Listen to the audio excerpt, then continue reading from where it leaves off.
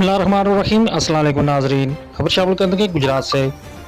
Gujarat police का बरवक्त action, असला के जोर पर नजायज़ कब्जे की कोशिश, थाना ढिंगा पुलिस ने नाकाम बना दी।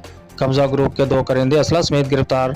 ढिंगा के रिहायशी वकास अहमद ने पुलिस को इतला दी कि इसने दरसगाह रोड पर डेरा बना रखा है, जहाँ पर कब्जा करने की नीयत से मियाँ जाहिद महमूद ने हमरा 13-14 का मसल्ला मुलजमान आकर फायरिंग शुरू कर दी और मेरे डेरे की चादर और चारदीवारी और मेन गेट को बजरिया ट्रैक्टर मिसमार करके अंदर दाखिल हो गए और मेरे मुलाजमीन पर तशद्दुद भी किया। इतला मसूल होते ही SHO थाना ढिंगा इंस्पेक्टर लियाकत सैन ने फौरी तौर पर 6 नामजद मुलजमान और 8 नामलूम मुलजमान के खिलाफ मुकदमा दर्ज कर लिया और वाक़े की संगीनी के मतलब DPO गुजरात उमर सलामत को भी फौरी तौर पर आगाह किया, जिन्होंने SHO को सख्ती से हदायत की कि मुलजमान को फौरी तौर पर गिरफ्तार किया जाए और सख्त कानूनी कार्रवाई अमल में लाई जाए।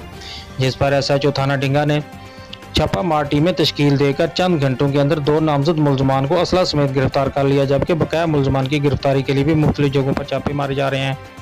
गिरफ्तार मुलजमान में नज़ीर अहमद वल्द गुलाम मोहम्मद साकना बंग्याल से राइफल 244 बोर और तजम्मुल हुसैन वल्द औरंगजेब साकना पंजन शाहाना से पिस्टल 30 बोर बरामद किया, जिनकी इंटरोगेशन जारी है। DPO गुजरात का कहना है कि कानून शिकन अनासर से किसी किस्म की नरमी नहीं बरती जाएगी। उन्होंने मजीद कहा कि अवाम कि जानो माल का तहफ़्फ़ुज़ हर सूरत यकीनी बनाएंगे।